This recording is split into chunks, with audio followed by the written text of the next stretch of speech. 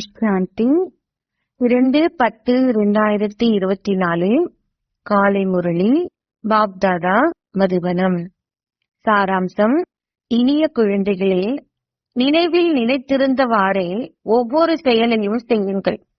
அப்பொழுது பலர் தொடர்ந்தும் உங்களின் காட்சியை பெறுவார்கள். கேள்வி: சங்கம யுகத்தில் எவ்வழிமுறை மூலம் நீங்கள் உங்கள் இதயத்தை தூய்மையாக்க முடியும்? பதில்: நினைவில் இருந்தவாறே உணவு தயாரித்து நினைவில் இருந்தவாறே அதை உண்ணுங்கள். அப்பொழுது உங்கள் இதயம் தூய்மையாகும். சங்கம யுகத்தில் பிராமணர்களாகிய உங்களால் தயாரிக்கப்படுகின்ற தூய பிரம்மபோஜன் தேவர்களால் மிகவும் விரும்பப்படுகின்றது. பிரம்ம போஜனின் மகிமையை உணர்ந்தவர்கள் தங்கள் உணவு தட்டுக்களை கழுவி அந்நீரை பருகுகின்றார்கள். அதற்கு பெருமளவு புகழும் உள்ளது. நினைவில் இருந்தவாறு தயாரிக்கப்படுகின்ற உணவை உண்பதால் நீங்கள் பெருமளவு சக்தியை பெறுவதுடன் உங்கள் இதயமும் தூய்மையாகின்றது. ஓம் சாந்தி. தந்தை சங்கம யுகத்தில் மாத்திரமே வருகின்றார். ஆன்மீக தந்தை ஆன்மீக குழந்தைகளுக்கு விளக்கப்படுத்துகின்றார் என அவர் தினமும் குழந்தைகளுக்கு கூற வேண்டியுள்ளது. குழந்தைகளே, உங்களை ஆத்மாக்களாக கருதுங்கள் என அவர் ஏன் கூறுகின்றார்?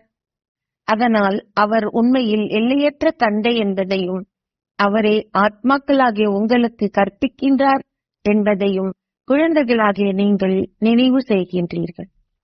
அவர் சேவைக்காக பல்வேறு கருத்துக்களை விளங்கப்படுத்துகின்றார். குழந்தைகள் கூறுகின்றனர், செய்வதற்கு எந்த சேவையும் இல்லை, எவ்வாறு நாங்கள் வெளியில் சேவை செய்ய முடியும்? தந்தை சேவை செய்வதற்கு மிக இலகுவான வழிமுறைகளை உங்களுக்கு காட்டுகின்றார். உங்கள் கரங்களில் படங்களை வைத்திருங்கள். ரகுநாதரின் அவலட்சணமான படத்தையும் அழகான படத்தையும் வைத்திருங்கள்.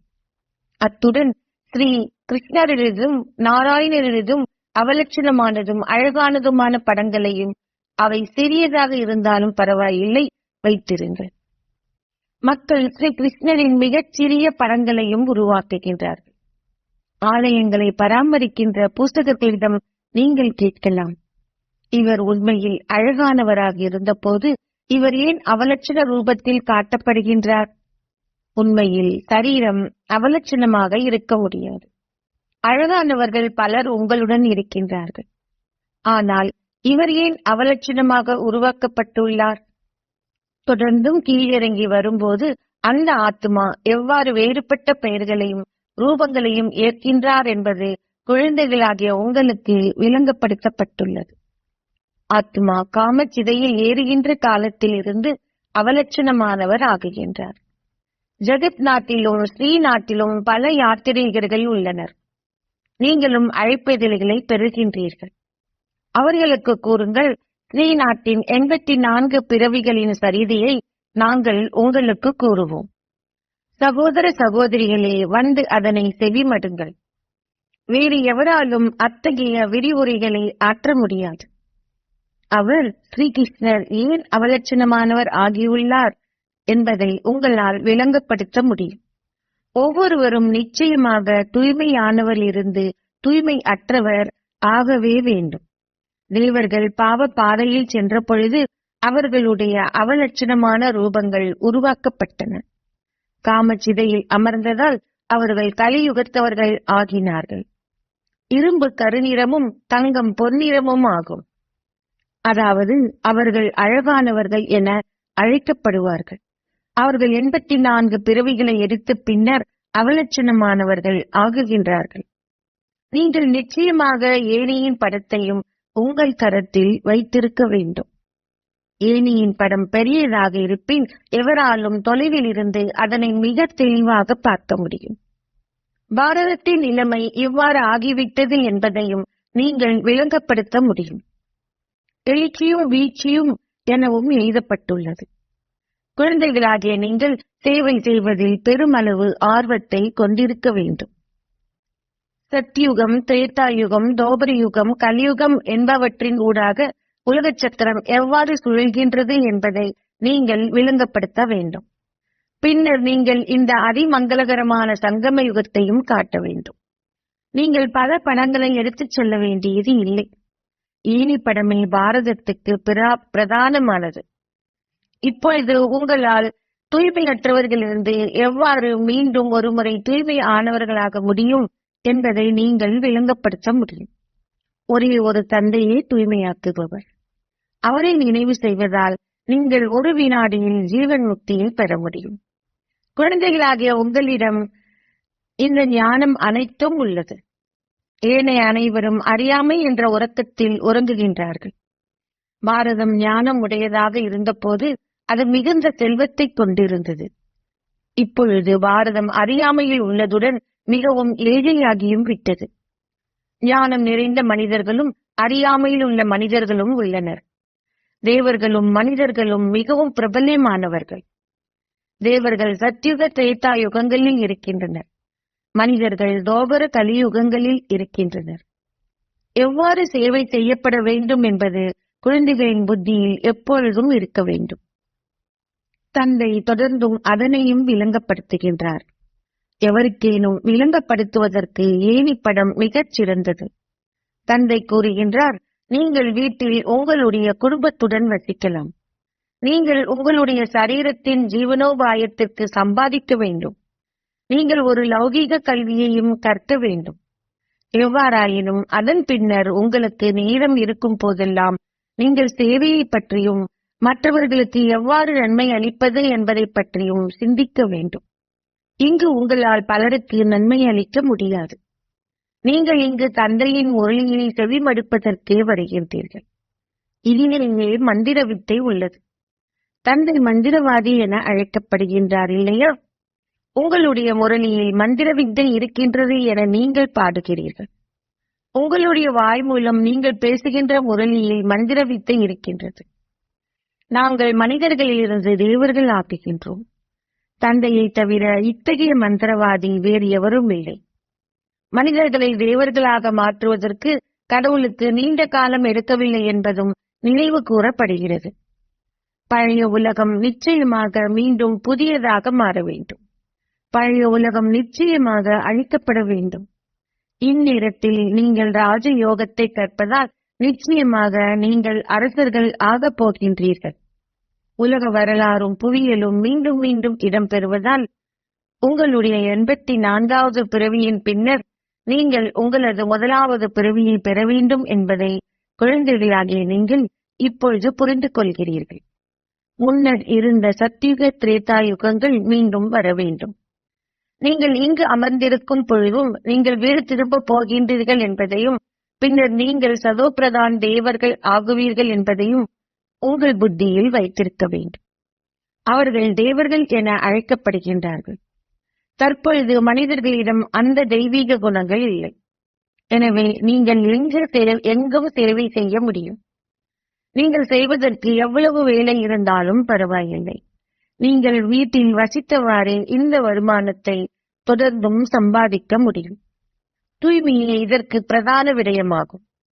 தூய்மை இருக்கும் இடத்தில் அமைதியும் செல்வ செழிப்பும் இருக்கின்றன. நீங்கள் முற்றிலும் தூய்மையாகினால் உங்களால் இங்கிருக்க முடியாது. ஏனெனில் நீங்கள் நிச்சயமாக அமைதி தாமத்திற்கு செல்வது அவசியமாகும்.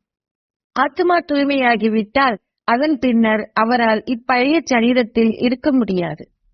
ஏனெனில் இது தூய்மையற்ற சரீரமாகும். பஞ்ச தத்துவங்களும் தூய்மையற்றவையாக உள்ளன. சரீரம் அவற்றாலேயே உருவாக்கப்பட்டுள்ளது. இது ஒரு களிமண் பொம்மை என அழைக்கப்படுகின்றது. பஞ்ச தத்துவங்களான ஒரு சரீரம் அழிவடைந்ததும் இன்னொன்று உருவாக்கப்படுகின்றது. ஆனால் ஆத்மா எப்பொழுதும் இருக்கின்றார். ஆத்மா என்பது உருவாக்கப்படுகின்ற ஒன்றல்ல. ஒரு சரீரம் முதலில் மிக சிறிதாக இருந்து பின்னர் பெரிதாகுகின்றது. ஓர் ஆத்மா தான் பெறுகின்ற பல அங்கங்களின் மூலமாகவே தனது முழு பாகத்தையும் நடிக்கின்றார். இந்த உலகம் அற்புதமானது. ஆத்மாக்களின் அறிமுகத்தை கொடுக்கின்ற தந்தை அதி அற்புதமானவர். ஆத்மாக்களாகிய நாங்கள் மிகவும் சின்னஞ்சிறியவர்கள். ஆத்மா ஒரு சரீரத்தினுள் பிரவேசிக்கின்றார். ஒவ்வொரு விடயமும் அற்புதமானது. மிருகங்களின் சரீரங்கள் எவ்வாறு உருவாக்கப்படுகின்றன என்பதும் ஓர் அற்புதமே. அனைத்திலும் ஒரே மாதிரியான ஒரு சின்னஞ்சிறிய ஆத்மா இருக்கின்றார். ஒரு யானை மிக பெரியது, ஒரு சின்னஞ்சிறிய ஆத்மா சென்று அதற்குள் அமர்கின்றது. தந்தை எவ்வாறாயினும் மனித பிறவிகளை பற்றியே விளங்கப்படுத்துகிறார். மனிதர்கள் எத்தனை பிறவிகளை பெறுகிறார்கள்? 8.4 மில்லியன் பிறவிகள் கிடையாது. பல வகையான சமயங்கள் இருப்பதைப் போன்று பல வகைப்பட்டவர்கள் இருக்கிறார்கள் என விளங்கப்படுத்தப்பட்டுள்ளது.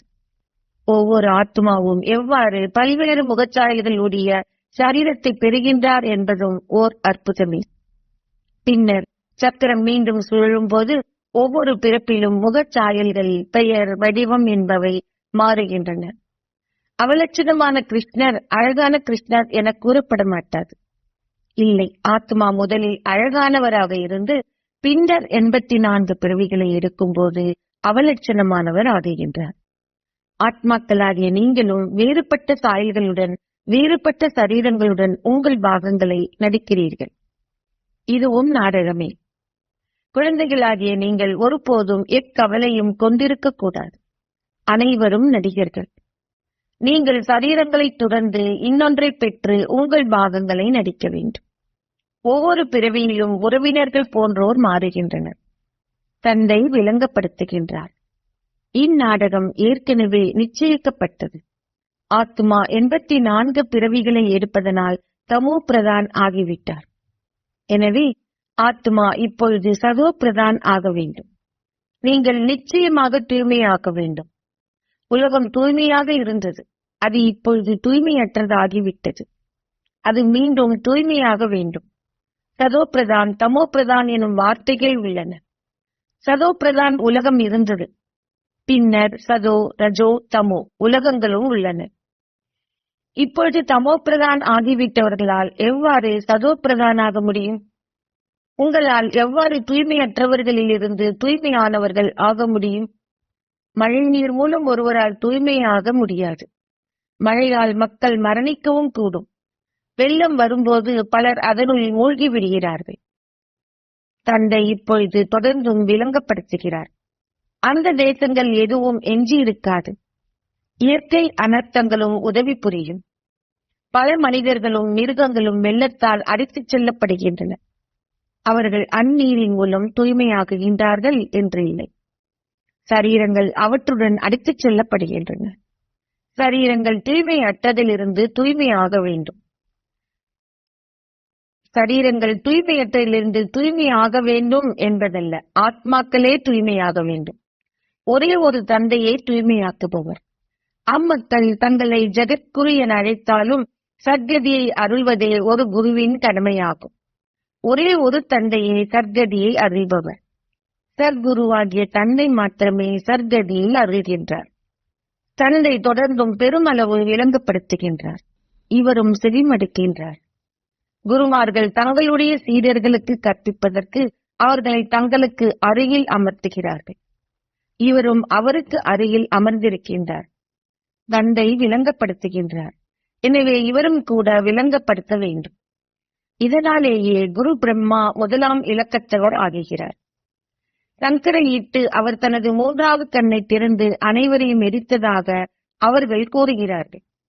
அவ்வாறாயின் அவரை ஒரு குரு என அழைக்க முடியாது. இருந்த போதிலும் தந்தை கூறுகின்றார், குழந்தைகளே, சதா என்னை மாத்திரம் நினைவு செய்யுங்கள். சில குழந்தைகள் கூறுகிறார்கள், எங்களுக்கு எங்கள் தொழில் போன்றவற்றை பற்றி பல்வேறு கவலைகள் இருக்கின்றன. எனவே நாங்கள் எவ்வாறு எங்களை ஆத்மாக்களாக கருதி தந்தையை நினைவு செய்ய முடியும்? தந்தை விளங்கப்படுத்துகின்றார். பக்தி மார்க்கத்திலும் நீங்கள் ஓ ஈஸ்வரா, ஓ பகவானே என கடவுளை நினைவு செய்து கூறினீர்கள். ஏதேனும் துன்பம் வரும்போதே நீங்கள் அவரை நினைவு செய்கிறீர்கள். ஒருவர் மரணிக்கும் தருவாயில் உள்ள போது ராமரின் நாமத்தை உச்சரிக்குமாறு மக்கள் கூறுகிறார்கள். ராமனின் பெயரில் நன்கொடைகளை வழங்குகின்ற பல ஸ்தாபனங்களும் உள்ளன. நீங்கள் ஞான தானம் செய்வதைப் போன்றே அவர்கள் ராமா ராமா என கூறச் சொல்கிறார்கள். நீங்களும் கூறுகிறீர்கள். சிவபாபாவை நினைவு செய்யுங்கள். அம்மக்களுக்கு சிவனை பற்றி கூட தெரியாது. அவர்கள் ராமா ராமா என கூறுகிறார்கள். கடவுள் அனைவரிலும் இருப்பதாக கூறும் அவர்கள் ஏன் ராமனின் பெயரை உச்சரிக்குமாறு கூறுகிறார்கள்? தந்தை இங்கு அமர்ந்திருந்து விளங்கப்படுத்துகின்றார். ராமரையோ அல்லது ஸ்ரீகிருஷ்ணரையோ கடவுள் என அழைக்க முடியாது. அவர்கள் தேவர் என்றும் அழைக்கப்படுகின்றார்கள். அவர்களின் கலைகளும் குறைவடைகின்றன. அனைத்தனது கலைகளும் குறைவடைகின்றன. ஆடைகளும் முதலில் புதியதாக இருந்து பின்னர் பழையதாகின்றன. எனவே தந்தை இவ்விடயங்கள் அனைத்தையும் விளங்கப்படுத்திய பின்னர் கூறுகின்றார், எனது இனிமையிலும் இனிமையான ஆன்மீக குழந்தைகளே, உங்களை ஆத்மாக்களாக கருதுங்கள். அவரை நினைவு செய்கையில் சந்தோஷத்தை அனுபவம் செய்யுங்கள். இங்கு இது துன்ப பூமியாகும். தந்தையையும் ஆஸ்தியையும் நினைவு செய்யுங்கள். நினைவின் மூலமே நீங்கள் அளவற்ற சந்தோஷத்தை பெறுவீர்கள். உங்கள் துன்பம், வேதனை, நோய்கள் போன்றவை அனைத்தும் முடிவடையும். நீங்கள் 21 பிறவிகளுக்கு நோயில் இருந்து விடுபட்டவர்கள் ஆகுவீர்கள். சரீரத்தின் துன்பம், வேதனை அனைத்தும் முடிவடைந்து நீங்கள் ஜீவன் முக்தி அந்தஸ்தை பெறுவீர்கள். அவர்கள் இதனை பாடுகின்றார்கள், ஆனால் நடைமுறையில் செய்வதில்லை. தந்தை நடைமுறை ரீதியில் உங்களுக்கு விளங்கப்படுத்துகின்றார், தந்தையை நினைவு செய்யுங்கள். உங்கள் ஆசைகள் அனைத்தும் முடிவடைந்து நீங்கள் சந்தோஷம் அடைவீர்கள். தண்டனையை பெற்று பின்னர் ஒரு சிறிய துண்டு சப்பாத்தியை பெறுவது நல்லதல்ல. அனைவரும் சூடான சப்பாத்திகளையே விரும்புகிறார்கள். இந்நாட்களில் அனைத்திற்கும் எண்ணெய் பயன்படுத்தப்படுகிறது. அங்கே நெய் ஆறுகள் பாயும். எனவே குழந்தைகளாகிய நீங்கள் உள்ளூர தந்தையை நினைவு செய்ய வேண்டும். இங்கு அமர்ந்திருந்து தந்தையை நினைவு செய்யுங்கள் என பாபா கூறுவதில்லை. இல்லை, நடக்கும் போதும், சுற்றுலா செல்லும் போதும், உலாவி திரியும் போதும் ஸ்ரீபாபாவை நினைவு செய்யுங்கள். நீங்கள் உங்களுடைய தொழில் போன்றவற்றையும் செய்ய வேண்டும். உங்களுடைய புத்தியில் தந்தையின் நினைவு இருக்கட்டும். ஒரு லௌகீக தந்தையின் குழந்தைகள் தங்களுடைய தொழில் போன்றவற்றை செய்யும் போதும் அவரை நினைவு செய்கின்றார்கள். எவரேனும் அவர்களிடம் விரும்பினால் தாங்கள் யாருடைய குழந்தைகள் என்பதை உடனடியாக அவர்கள் கூறிவிடுவார்கள். வினவினால் தாங்கள் யாருடைய குழந்தைகள் என்பதை உடனடியாக அவர்கள் கூறிவிடுவார்கள். அவர்கள் தங்களுடைய தந்தையின் சொத்தையும் தங்கள் புத்தியில் வைத்திருக்கிறார்கள். நீங்கள் தந்தையின் குழந்தைகள் ஆகிவிட்டீர்கள். எனவே நீங்களும் அவருடைய சொத்தை நினைவு செய்கிறீர்கள். நீங்கள் தந்தையை நினைவு செய்வதுடன் வேறு எவருடனும் எந்த உறவு முறையையும் கொண்டிருக்க கூடாது. ஆத்மாவில் முழு பாகமும் பதியப்பட்டுள்ளதுடன் அது தொடர்ந்தும் வெளிப்படுகின்றது. ஒவ்வொரு கல்பத்திலும் இப்பிராமண குலத்தில் நீங்கள் நடித்துள்ள பாகங்கள் அனைத்தும் தொடர்ந்தும் வெளிப்படுகின்றது. தந்தை விளங்கப்படுத்துகின்றார், நீங்கள் உணவு, இனிப்பு வகைகள் போன்றவற்றை தயாரிக்கலாம். எனினும் தொடர்ந்தும் சிவபாபாவை நினைவு செய்யுங்கள். நீங்கள் சிவபாபாவின் நினைவில் இருந்தவாறு அதனை தயாரிப்பீர்களாயின் அப்பொழுது அந்த இனிப்பை உண்பவர்களும் நன்மை பெறுவார்கள். சில வேளைகளில் அவர்கள் காட்சிகளையும் பெறக்கூடும். அவர்கள் பிரம்மாவின் காட்சிகளையும் பெற முடியும். அவர்கள் தூய உணவை உண்பார்களாயின் பிரம்மா, ஸ்ரீகிருஷ்ணர் அல்லது சிவனின் காட்சிகளை பெற முடியும். பிரம்மா எங்கிருக்கின்றார்? பிரம்மகுமார்கள், குமாரிகள் என்ற பெயர் உள்ளது. பலர் தொடர்ந்தும் காட்சிகளை பெறுகின்றார்கள். ஏனெனில் அவர்கள் தந்தையை நினைவு செய்கின்றார்கள். தந்தை உங்களுக்கு பல வழிமுறைகளை காட்டுகின்றார். அவர்கள் தங்களுடைய உதடுகளால் ராமா ராமா என கூறுகின்றார்கள். நீங்கள் உங்களுடைய உதடுகள் மூலம் எதனையும் கூற வேண்டியது இல்லை. அம்மக்கள் தங்கள் குருநானருக்கு போகு படைப்பதை புரிந்து கொள்வதைப் போன்று நீங்களும் சிவபாபாவிற்கு படைப்பதற்காக போகு தயாரிக்கின்றீர்கள் என்பதை புரிந்து கொள்கின்றீர்கள். நீங்கள் சிவபாபாவின் நினைவில் இருந்தவாறு அதனை தயாரித்ததால் பலர் நன்மை பெற முடியும். நீங்கள் சிவபாபாவின் நினைவில் இருந்தவாறு அதனை தயாரித்தால் பலர் நன்மை பெற முடியும். அந்த உணவில் சக்தி இருக்கின்றது. இதனாலேயே உணவு தயாரிப்பவர்களிடம் பாபா வினவுகின்றார், நீங்கள் சிவபாபாவின் நினைவில் இருந்தவாறு அதனை தயாரிக்கின்றீர்களா? நீங்கள் சிவபாபாவை நினைவு செய்கின்றீர்களா என எழுதப்பட்டுள்ளது. நீங்கள் நினைவில் இருந்தவாறு அதனை தயாரித்தால் அதனை உண்பவர்கள் சக்தியை பெறுவதுடன் அவர்களுடைய இதயங்களும் தூய்மையாகும். பிரம்ம போஜனமும் நினைவு கூறப்படுகின்றது. தேவர்கள் கூட பிராமணர்களால் தயாரிக்கப்பட்ட உணவை விரும்புகிறார்கள். சமய நூல்களிலும் இது குறிப்பிடப்பட்டுள்ளது. பிராமணர்களால் தயாரிக்கப்பட்ட உணவை உண்பதனால் உங்கள் புத்தி தூய்மையாகி நீங்கள் சக்தியை பெறுகின்றீர்கள். பிரம்ம போஜனிற்கு பெருமளவு புகழ் உள்ளது. பிரம்ம போஜனையின் மகிமையை மிக நன்கு உணர்ந்தவர்கள் தங்கள் உணவு தட்டுக்களை கழுவி அந்நீரை பருகுகின்றார்கள். அவர்கள் அதனையும் மிக மேன்மையானதாக கருதுகின்றார்கள். உண்ணாமல் எவராலும் இருக்க முடியாது. பஞ்சத்தின் போது மக்கள் உணவில்லாமல் மரணிக்கிறார்கள். ஆத்மாவே இந்த அங்கங்களின் மூலம் உணவை உண்கிறார். ஆத்மாவே அனைத்தையும் சுவைக்கின்றார். ஆத்மாவே ஒன்று நல்லதா அல்லது தீயதா என கூறுகின்றார். இது மிகவும் சுவையானது, இது மிகவும் போஷாக்கானது. நீங்கள் மேலும் முன்னேறி செல்லும் பொழுது தொடர்ந்தும் அத்தகைய போஜனையும் பெறுவீர்கள். எனவே சிவபாபாவின் நினைவில் உணவை தயாரிக்குமாறு குழந்தைகளாகிய உங்களுக்கு கூறப்பட்டுள்ளது. தந்தை உங்களுக்கு விளங்கப்படுத்துவதை நீங்கள் பயிற்சியில் இட வேண்டும். நீங்கள் இப்பொழுது தந்தையின் வீட்டில் இருக்கின்றீர்கள். பின்னர் நீங்கள் புகுந்த வீட்டிற்கு செல்வீர்கள். சூட்சும வதனத்திற்கு போக் எடுத்துச் செல்லப்படும் பொழுது அங்கு அவர்கள் பிராமணர்களும் தேவர்களும் ஒருவரை ஒருவர் சந்திக்கின்றார்கள். தேவர்களுக்கே போக் படைக்கப்படுகின்றது. தேவர்கள் அங்கு செல்கின்றார்கள். பிராமணர்களாகிய நீங்களும் அங்கு செல்கின்றீர்கள். அங்கு ஒரு சந்திப்பு இடம்பெறுகிறது. நல்லது. இனிமையிலும் இனிமையான அன்பிற்குரிய எப்போதோ தொலைந்து இப்போது கண்டுபிடிக்கப்பட்டிருக்கும் குழந்தைகளுக்கு உங்கள் தாய் தந்தையாக இருக்கும் பாப்தாதாவின் அன்பும் நினைவுகளும் காலை வந்தனங்களும். ஆன்மீக தந்தை ஆன்மீக குழந்தைகளுக்கு நமஸ்தே சொல்கின்றார். ஆன்மீக குழந்தைகள் ஆன்மீக தந்தைக்கு நமஸ்தே சொல்கின்றனர்.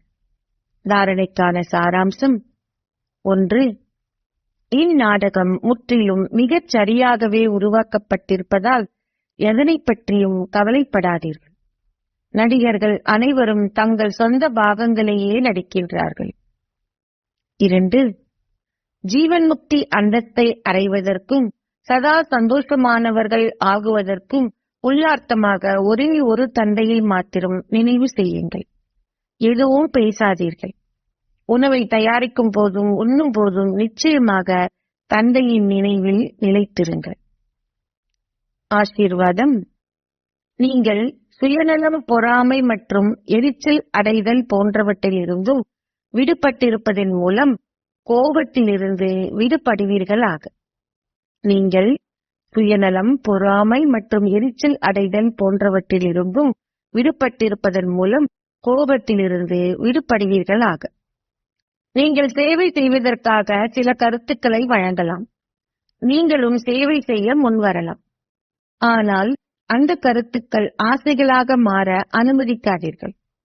உங்களின் எண்ணங்கள் ஆசையாக மாறும்போது உங்களுக்குள் எரிச்சல் தோன்றும். உங்களின் கருத்துக்களை பரோபகாரத்துடன் வழங்குங்கள், சுயநலமான நோக்கங்களுடன் அல்ல.